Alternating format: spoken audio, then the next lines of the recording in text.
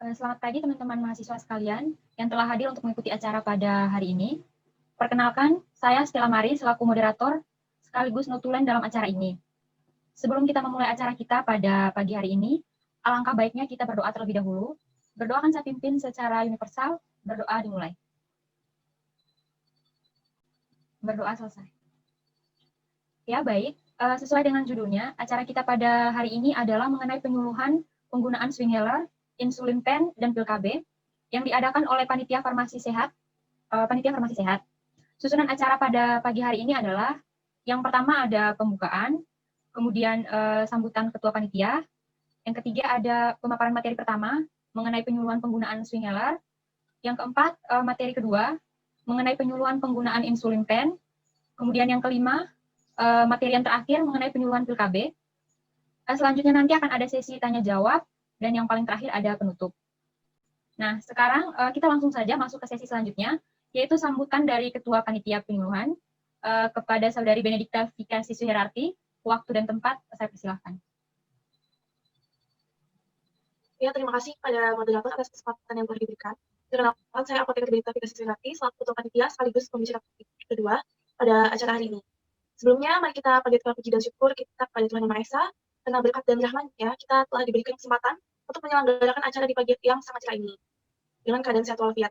Saya juga berterima kasih kepada teman-teman mahasiswa sekalian yang sudah berkenan mengikuti penyuluhan ini dengan sangat antusias. Semoga acara kita pada pagi ini dapat berjalan dengan lancar.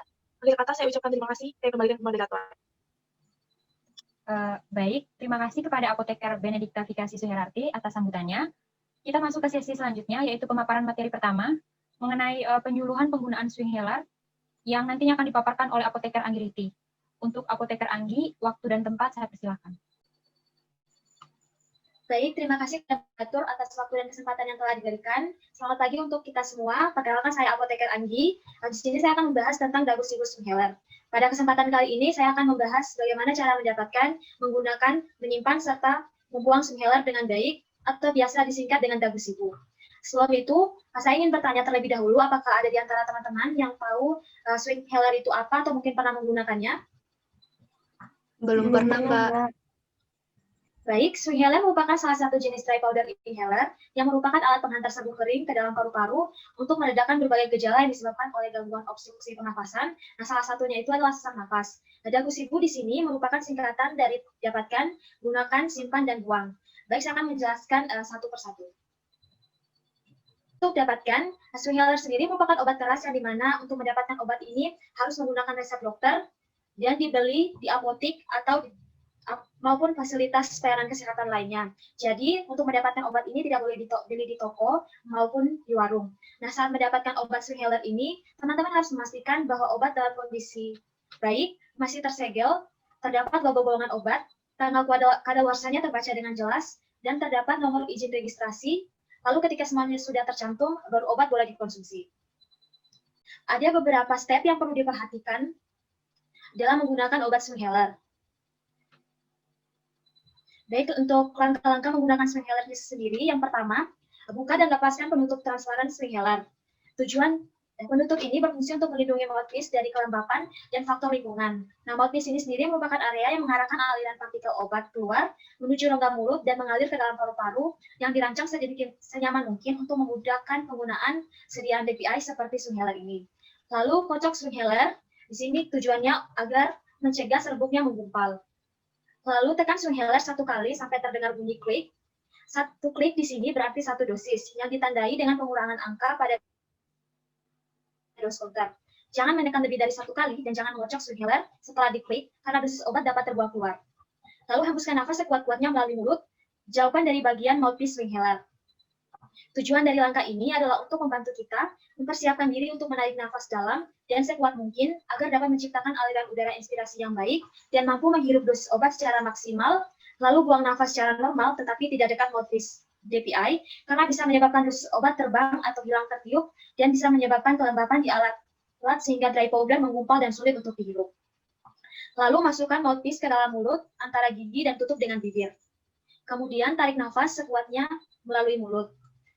Tujuan mengatupkan mouthpiece di antara gigi dan bibir secara rapat adalah mencegah pasien kehilangan dosis yang mengakibatkan efektivitas obat tidak optimal. Lalu tahan nafas sekitar 7-10 detik, kemudian hembuskan secara perlahan. Lepaskan opis dari mulut dan tahan nafas yang dalam selama 7-10 detik. Hal ini untuk memberikan waktu kontak yang lama agar terdeposisi optimal di dalam bronkiolus, lalu bersihkan mouthpiece setelah pemakaian. Nah, menghembuskan nafas secara perlahan bertujuan untuk memberi waktu agar obat tetap kontak di dalam bronkiolus dan tidak terbuang. Lalu menggunakan air untuk mencegah timbulnya sel ilawan.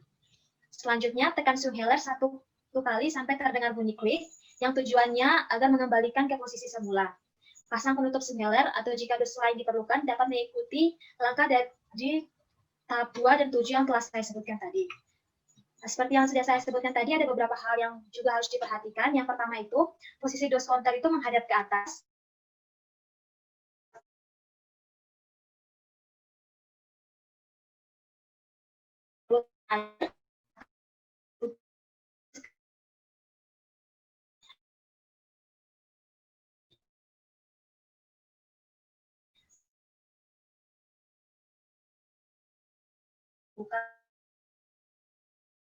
Serta jauhkan obat dari jangkauan anak-anak dan hewan peliharaan.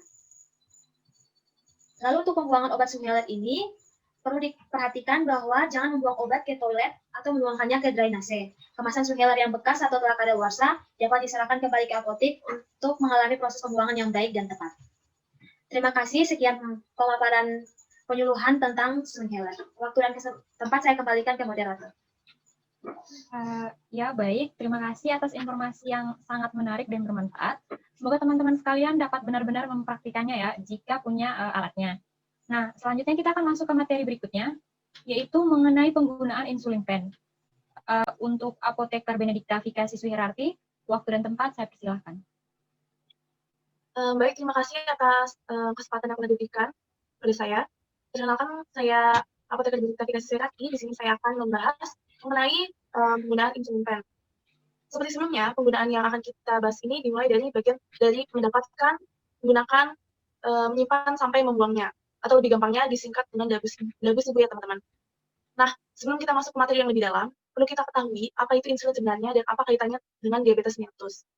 Nah, jadi insulin sendiri ini merupakan hormon yang berfungsi untuk mengubah gula darah atau glukosa menjadi energi dan dapat membantu menjaga keseimbangan kadar gula darah di dalam tubuh. Nah, jika tubuh kita kekurangan insulin, akan menyebabkan penyakit diabetes. Nah, untuk mendapatkannya, teman-teman harus tahu dulu indikasi atau tujuan dari insulin itu sendiri. Insulin dalam pengobatan diabetes mellitus bertujuan untuk mengontrol gula darah. Nah, insulin pen sendiri itu merupakan alat kesehatan yang digunakan untuk memberikan insulin buatan ke dalam jaringan subkutan. Nah, ada beberapa jenis insulin. Di sini diantaranya tuh ada 4 ya teman-teman. Yang pertama itu ada insulin kerja cepat atau rapid acting insulin. Contohnya adalah insulin lispro dan insulin aspart. Yang kedua itu adalah insulin kerja cepat, kerja singkat atau short acting. Contohnya itu mulin dan actrapid. Yang ketiga itu adalah insulin kerja sedang atau intermediate acting. Contohnya humulin M. Dan yang keempat itu ada insulin kerja panjang atau long acting. Contohnya itu insulin glargine dan determin. Nah, jadi perlu diketahui bahwa insulin sendiri itu termasuk obat keras. Untuk mendapatkannya, teman-teman harus mendapatkan di apotek atau di fasilitas pelayanan kesehatan lainnya berdasarkan resep dokter. Nah, saat teman-teman mendapatkan obat, perlu diperhatikan tanggal kadaluarsanya dan kelengkapan informasi pada etiket, seperti nama pasien, tanggal, dan aturan pakai. Lalu, jika obat yang diresepkan dokter habis, maka teman-teman dapat berkonsultasi ke dokter kembali untuk mendapatkan resep kembali. Selanjutnya, bagian gunakan. Nah, ada beberapa langkah atau step yang perlu diperhatikan dalam menggunakan insulin pen. Yang pertama itu, sebelum memegang insulin pen, penting sekali untuk mencuci tangan dengan bersih ya teman-teman. Kemudian setelah itu kita ambil insulin pennya beserta jarum, kapas alkohol, dan tempat sampah kecil untuk buang sampahnya. Jangan lupa untuk selalu melihat tanggal kadaluarsa, warna dan kejernihan insulin. Jangan sampai kita menggunakan insulin pen yang sudah kadaluarsa. Selanjutnya, teman-teman lepaskan penutup insulin pennya dan pastikan insulin tidak menggumpal dengan cara memutar-mutar insulin pen sampai gumpalannya hilang. Nah, yang kedua, lepaskan kertas pembungkus dan tutup jarumnya dengan cara menarik langsung kertas pembungkusnya dan tutup jarum pen. Terus kemudian tarik kertas pembungkus pada jarum pennya, lalu putar jarum insulin pen, dan lepaskan penutup luar jarum sehingga jarumnya tampak ya teman-teman. Selanjutnya, pastikan tidak ada udara di dalam insulin pen dan jarum berfungsi dengan baik dengan cara Putar tombol pemilih dosis pada ujung pen untuk 1 atau 2 unit. Kemudian tahan insulin pen dengan jarum mengarah ke atas dan tekan tombol dosis dengan benar sambil mengamati keluarnya sedikit insulin.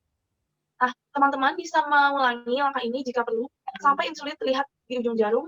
Dan jangan lupa kalau tombol pemutar harus kembali ke 0 setelah insulin terlihat di dalam pen ya teman-teman.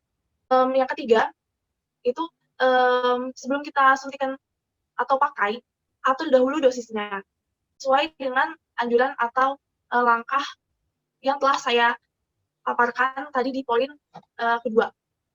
Nah, memutar mundur insulin pennya sehingga akan memungkinkan kita untuk menerima sesuai jumlah unit yang telah ditetapkan. Nah, cek ulang kembali dan pastikan dosis yang kita pasang itu tepat sesuai dengan yang seharusnya. Langkah yang keempat. Kemudian langkah yang keempat adalah pilih lokasi tubuh yang akan disuntik.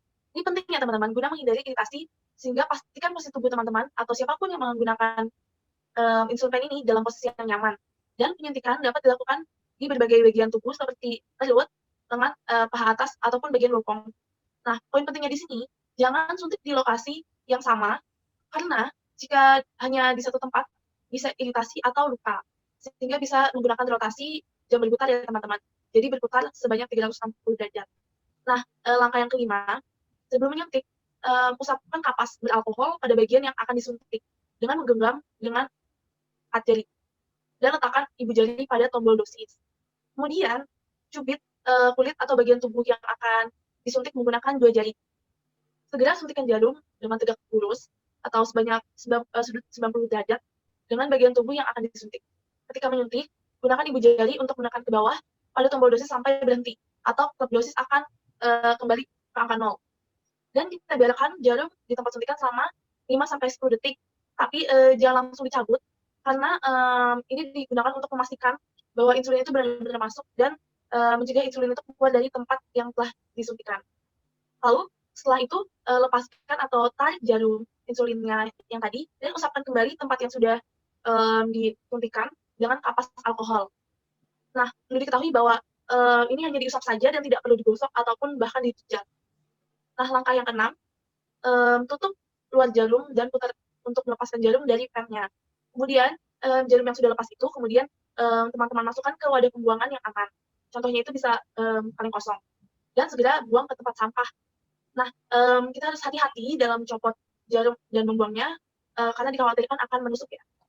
Terus langkah yang 7 atau langkah yang terakhir, setelah insulin pennya tadi dilepas atau digunakan, bisa disimpan kembali untuk kita gunakan di pemakaian selanjutnya. Dan jangan lupa untuk mencuci tangan kembali setelah selesai menggunakan insulin pen ya teman-teman. Kemudian efek samping yang mungkin terjadi dalam penggunaan insulin pen itu ada beberapa ya teman-teman, bisa kalian lihat di slide. Yang pertama itu adalah hipoglikemi atau penurunan kadar gula dalam darah. Nah, ditandai dengan badan terasa lemas, pusing, dan kepala terasa ringan, pandangan berkunang-kunang, keringat dingin, merasa lapar dan gemetar. Kemudian yang kedua itu ada memar atau luka pada lokasi penyuntikan akibat tidak melakukan perpindahan lokasi atau tempat pensuntikan. Nah, yang terakhir itu ada edema atau bengkak akibat terjadinya penimbunan cairan di dalam jaringan tubuh. Nah, edema atau bengkak ini dapat menghilang secara spontan dalam beberapa hari. Nah, apabila efek samping yang terjadi tidak mengganggu, teman-teman bisa segera konsultasikan ke dokter. Lalu di sini ada beberapa tips dalam menggunakan insulin pen. Yang pertama itu kalian harus mempersiapkan gula-gula seperti permen atau minuman manis sebagai tindakan awal jika terjadi penurunan gula secara mendadak atau hipoglikemi tadi. Yang kedua itu sebaiknya penggunaan jarum insulin pen hanya sekali pakai atau bisa saja digunakan sebanyak 2-3 kali. Nah, apabila jarumnya sudah mulai tumpul, teman-teman bisa menggantinya dengan jarum yang baru. Kemudian yang ketiga itu teman-teman juga bisa menerapkan pola makan yang sehat dan seimbang, seperti menghindari konsumsi makanan yang mengandung pemanis buatan, dan makan dengan waktu yang tetap dan teratur. Yang terakhir, teman-teman harus patuh terhadap pengobatan agar gula darah dapat terkontrol. Selanjutnya kita masuk ke simpan atau cara penyimpanan insulin pen. Nah, dari sini ada dibedakan menjadi 2, yaitu insulin yang belum dibuka atau baru dan insulin yang sudah dibuka. Nah, untuk penyimpanan insulin perlu diperhatikan karena dapat mempengaruhi kualitas obat itu sendiri. Nah, untuk yang insulin yang baru dibuka, itu sebaiknya disimpan di lemari pendingin atau kulkas dengan suhu antara 2-8 derajat. Nah, selama kemasan insulin ini belum dibuka, insulin dapat bertahan hingga masa kadaluarsanya berakhir. Nah, kemudian insulin ini jangan disimpan hingga membeku atau misalnya seperti ditaruh di freezer atau di tempat yang terlalu panas seperti dibiarkan di dalam mobil atau dengan suhu lebih dari 30 derajat Celcius. Kemudian untuk insulin yang sudah dibuka, itu sebaiknya disimpan pada suhu ruang atau antara 15 sampai 20 derajat Celcius yang terlindung dari sinar matahari. Dengan batas waktu itu hingga 30 hari. Nah, jangan disimpan di dalam kulkas atau di suhu dingin atau sampai beku juga seperti tadi. Nah, tutup insulin pen ini harus senantiasa terpasang bila sedang tidak digunakan agar terlindungi dari cahaya. Nah, baik yang sudah dibuka atau yang belum dibuka, lebih baik penyimpanannya itu dijauhkan dari jangkauan anak-anak. Dan insulin pen ini tidak boleh digunakan setelah melewati tanggal kadaluarsa seperti yang tercetak pada label dan karton. Kemudian kita masuk ke buang atau cara pembuangan insulin. Nah, pembuangan limbah insulin pen ini dapat dilakukan dengan beberapa cara. Yang pertama itu, hilangkan etiket atau semua informasi yang menempel pada kemasan insulin pen untuk melindungi identitas kesehatan diri. Yang kedua, jarum suntik pada insulin pen sebaiknya dibengkokkan sampai tumpul atau dirusak sampai tidak dapat digunakan kembali. Kemudian masukkan jarum insulin tersebut ke dalam wadah tertutup dan aman seperti kaleng kosong dan buang ke tempat sampah ya teman-teman. Nah, yang ketiga, insulin pen yang sudah habis dipisahkan dengan sampah lainnya, lalu dibuang ke tempat sampah. Jadi mulai sekarang kalau ada yang punya insulin pen di rumah, jangan langsung dibuang sembarangan ya teman-teman. Tapi ikuti langkah-langkah yang sudah saya berikan ini. Nah, di sini juga saya menyediakan leaflet untuk teman-teman supaya bisa dibaca di rumah agar tidak lupa dengan materi kita mengenai insulin pen ini. Sekian dari saya, semoga informasi yang saya berikan dapat bermanfaat untuk teman-teman sekalian. Waktu dan tempat saya kembalikan kepada moderator. Terima kasih. Ya, baik. Terima kasih Apoteker Benedikta atas informasi mengenai cara menggunakan, menyimpan, dan membuang insulin pen yang menurut saya sangat jelas, menarik, dan bermanfaat, terutama untuk kita semua yang mungkin belum mengetahui dan belum paham mengenai insulin pen. Baik, selanjutnya kita akan masuk ke materi berikutnya, yaitu mengenai penggunaan pil KB. Untuk pembicara Apoteker Margaret Lucita Angelina Sihombing, waktu dan tempat saya persilahkan. Baik, terima kasih kepada moderator Stella atas kesempatan yang telah diberikan kepada saya. Selamat pagi adik-adik mahasiswa semuanya. Perkenalkan, saya Apoteker Margaret Lucita Angelina Sihombing. Di sini saya akan membahas mengenai Dagus Ibu pil KB. Seperti sebelumnya, saya akan menjelaskan mulai dari cara mendapatkan, cara menggunakan, cara menyimpan, dan membuang pil KB. Teman-teman mahasiswa di sini, apakah ada yang tahu apa sih itu pil KB? Nggak tahu, Mbak. Belum pernah pakai. Iya, Untuk baik. menunda hamil mungkin, Mbak. Iya, benar sekali. Sudah benar ya teman-teman ya. Akan saya jelaskan secara lengkap dulu. Jadi, pil KB merupakan salah satu kontrasepsi hormonal. Cara kerjanya pil KB itu adalah dengan memasukkan hormon sintesis yang mirip dengan hormon estrogen maupun progesteron, sehingga menimbulkan efek seperti mencegah sel telur dibuahi oleh sperma. Kemudian, tujuan dari konsumsi pil KB itu sendiri adalah untuk mencegah, menghambat, dan menjarangkan terjadinya kehamilan yang memang tidak diinginkan. Kemudian, kita masuk ke dapatkan. Jadi teman-teman, pil KB ini ada dua jenis. Yang pertama, pil KB konvensional. Nah, pil KB konvensional ini ada dua macam, yaitu yang pertama kombinasi, di mana hormon estrogen dan progesteron efektivitasnya 99% jika digunakan secara rutin. Dan yang kedua, tunggal, di mana hanya ada hormon progesteron atau minipil. Digunakan biasanya untuk ibu menyusui, efektivitasnya 95% jika digunakan secara rutin. Kemudian, jenis yang kedua adalah pil jenis kontrasepsi darurat atau morning after pill.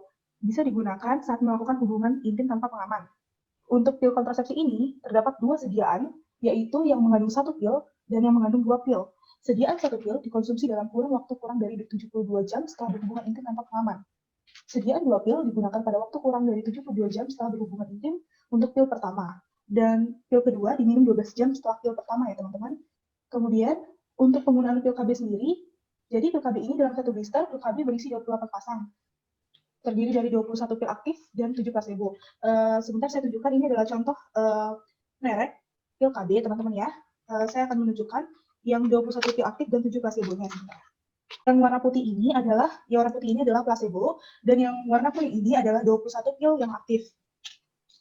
Yang placebo ini tidak berisi zat aktif ya teman-teman. Jadi bisa teman-teman bedakan yang mana yang placebo, mana yang zat aktif. Kemudian, pil aktif itu mengandung zat aktif, sedangkan placebo kan tidak mengandung zat aktif, sehingga berfungsi sebagai pengingat bahwa pil KB harus diminum setiap hari. Pil KB mulai dapat diminum dalam 5 hari awal siklus menstruasi, teman-teman. Pil KB ini harus dikonsumsi secara rutin pada jam yang sama setiap harinya, agar tetap efektif dalam mencegah kehamilan. Kemudian, next. Oke. Sekarang bagaimana jika kita atau kerabat kita yang mengkonsumsi pil KB lupa meminum pil KB-nya? Maka kita bisa mengikuti beberapa aturan sebagai berikut. Yaitu, jika kurang dari 12 jam, segera minum jika langsung keingat. Jadi misalnya langsung keingat, oh ya saya lupa minum, dan itu masih dalam kurun waktu kurang dari 12 jam, maka langsung saja minum. Kemudian yang kedua, jika lupa minum 2 dosis pil KB dalam 24 jam, maka pada saat kita ingat, minum langsung 2 dosis atau 2 pil KB. Kemudian minum pil KB berikutnya seperti jam reguler atau seperti biasanya. Kemudian, poin ketiga, jika lupa lebih dari 24 jam, bisa dilanjutkan minum pil KB, namun efektivitas pil akan berkurang, teman-teman. Sehingga untuk berjaga-jaga, gunakan kondom saat berhubungan seksual selama 7 hari ke depan, untuk menghindari hal-hal yang tidak diinginkan. Kemudian, ada beberapa hal yang harus diperhatikan teman-teman saat menggunakan pil KB, yakni, jika teman-teman mengalami tekanan darah tinggi, migrain, dan gangguan kesehatan lainnya, sebaiknya konsultasikan kepada tenaga kesehatan terlebih dahulu saat akan menggunakan pil KB. Kemudian jika menggunakan obat rutin seperti obat anti kejang, misalnya carbamazepin, obat HIV, misalnya lopinavir, dan rifampicin yang dapat mengurangi efektivitas pil KB, disarankan untuk menggunakan alat kontrasepsi yang lainnya. Dan tentu hal ini harus dikonsultasikan dulu kepada tenaga medis. Kemudian ini ada efek sampingnya, efek samping dari penggunaan pil KB, yaitu adanya rasa mual, pengerasan pada payudara, terjadi perdarahan di antara 2 siklus menstruasi, turunnya gairah seksual, peningkatan berat badan, dan perubahan mood atau sifat. Kemudian, ketika kita mengkonsumsi ini, tentu ada beberapa orang yang akan mengalami efek samping dari pil KB. Namun teman-teman tidak perlu khawatir karena efek samping ini juga tidak berlaku untuk semua orang. Tidak semua orang akan mengalaminya. Efek samping memang jarang sekali terjadi ya. Kalau terjadi silakan konsultasi kepada dokter atau tenaga medis seperti bidan. Kemudian untuk penyimpanannya, saat teman-teman mendapatkan suatu obat, teman-teman perlu membaca petunjuk penyimpanan pada masing-masing kemasan obat. Nah, penyimpanan pil KB itu sendiri, teman-teman bisa baca petunjuk penyimpanan pada masing-masing label atau kertas yang ada pada pil KB. Atau bisa tanya kepada apotek tempat kita membeli obatnya, kan sesuai resep dokter pertama kali. Nah, pil KB tidak diperbolehkan untuk disimpan pada wadah atau ruangan dengan suhu tinggi ataupun lembab. Letakkan obat pil KB jauh dari jangkauan anak-anak dan terhindar dari sinar matahari langsung. Pil KB harus langsung digunakan jika sudah dikeluarkan dari kemasan primernya. Misalnya pil KB ini udah Bapak Ibu keluarkan dari sini. Nah, harus langsung diminum, jangan ditunggu 1 jam kemudian baru diminum. Mending nggak usah dibuka dulu, begitu. Kemudian, next. Nah, ini ada cara membuangnya. Terkait cara pembuangan pil KB yang rusak maupun kadaluarsa dapat dibuang dengan cara yang pertama, hilangkan semua informasi yang ada pada obat dan obat dikeluarkan dari bungkusan primernya. Teman-teman bisa mengeluarkan semua obatnya di sini, di dalam sini, dapat dihancurkan atau dikubur. Kemudian jika masih tersisa bisa dipotong-potong. Kemudian yang poin selanjutnya, hancurkan obat seperti saya bilang tadi dan dapat dibuang dengan dialiri dengan air mengalir. Pastikan bahwa limbah tersebut tidak akan mencemari lingkungan sekitar, teman-teman ya. Dan kemudian jika tidak memiliki wastafel, pengguna pil KB atau kontrasepsi ini dapat mencampur obat yang telah dihancurkan dengan bahan lain yang tidak digunakan. Kemudian taruh di wadah atau plastik tertutup dan dapat dibuang ke tempat sampah. Atau dapat juga dikubur ya teman-teman ya. Kemudian buang kemasan obat setelah disobek atau digunting. Lalu, jika pengguna mengalami kendala untuk pembuangannya, maka dapat mengembalikan kepada apotek terdekat agar dapat dibuang dan dimusnahkan sesuai prosedur di apotek tersebut. Kemudian, next. Baik, sekian penyuluhan mengenai pil KB yang bisa saya berikan ya teman-teman ya. Kiranya informasi yang saya berikan dapat bermanfaat untuk kita semua dan menambah informasi. Jika ada kata-kata saya yang kurang berkenan di hati teman-teman sekalian, mohon dimaafkan dan semoga penyuluhan yang saya berikan ini dapat memberikan manfaat yang baik. Baik, untuk waktu dan tempat saya kembalikan kepada moderator. Mbak Sela, silakan. Ya, baik. Terima kasih Apoteker Margaret atas informasi yang diberikan mengenai dagu sibu dari pil KB yang menurut saya sudah cukup jelas dan terperinci. Semoga informasi ini dapat bermanfaat bagi teman-teman semua ya. Baik, semua materi telah disampaikan dengan baik oleh para pembicara. Selanjutnya kita akan masuk ke sesi berikutnya, yaitu sesi tanya-jawab. Jadi kepada teman-teman sekalian yang ingin bertanya, waktu dan tempat saya persilahkan. Baik Mbak, terima kasih untuk waktu dan kesempatan yang telah diberikan. Sebelumnya, perkenalkan, saya Agraris Ramuko Duratoma. Saya mau bertanya kepada Mbak Margaret. Sebelumnya, kan kakak saya pernah menggunakan pil KB, tapi kok kakak saya tetap hamil ya? Gimana itu Mbak? Baik, terima kasih untuk pertanyaannya Mbak Agrels. Selanjutnya kepada pembicara, Apoteker Margaret, waktu dan tempat saya persilakan untuk menjawab pertanyaannya. Baik, terima kasih pertanyaannya Mbak Agrels, bagus sekali. Saat menggunakan pil KB ini, apakah kakaknya Mbak Agrels mengonsumsi pil KB secara teratur? Enggak sih Mbak, kata kakak saya dia minumnya loncat-loncat gitu Mbak, soalnya dia sering lupa karena banyak pekerjaan rumah. Oh iya, baik. Jadi seperti yang sudah saya jelaskan sebelumnya, penggunaan pil KB ini harus teratur Mbak, dan digunakan di jam yang sama agar efektif penggunaannya dalam mencegah kehamilan. Alangkah baiknya jika kakaknya Mbak Agrels ingin menggunakan pil KB atau yang sering lupa minum pil KB atau obat-obatan ini bisa dibuatkan alarm pengingat atau seperti note pengingat seperti itu ya Mbak ya. Atau jika memang dalam penggunaan dengan pil atau tablet atau obat semacamnya sulit untuk kepatuhannya, bisa konsultasikan dengan dokter atau bidan untuk alternatif lain Mbak, seperti KB suntik gitu Mbak. Kan ada yang 1 bulan, ada yang 3 bulan. Nah itu silakan dikonsultasikan dengan tenaga medisnya sendiri Mbak. Gitu. Bagaimana Mbak? Sudah Mbak, terima kasih. Ya, Baik, sama-sama. ya. Terima kasih untuk jawabannya, Apoteker Margaret. Selanjutnya, apakah masih ada yang ingin bertanya? Mbak, saya Latifah Darmawati juga pengen tanya, misalnya kalau ada yang mau pakai pil KB nih Mbak, itu bisa langsung ke apotek aja ya Mbak?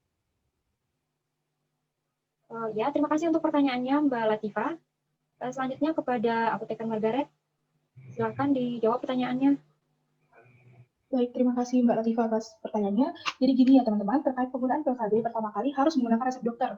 Setelah penggunaan kedua dan selanjutnya, pil KB dapat dibeli di apotek karena pil KB termasuk dalam OA atau obat wajib apotek nomor 1 sesuai dengan keputusan Menteri Kesehatan nomor 347 garing Menkes garing SK garing 7 garing 1990. Begitu Mbak Latifah gimana? Baik Mbak, sudah. Terima kasih. Iya, sama-sama. Ya, baik. Terima kasih untuk Mbak Latifah pertanyaannya dan kepada Apoteker Margaret atas jawabannya. Selanjutnya, apakah masih ada yang ingin bertanya? Terkait topik pertama mungkin hingga topik yang terakhir mengenai pil KB.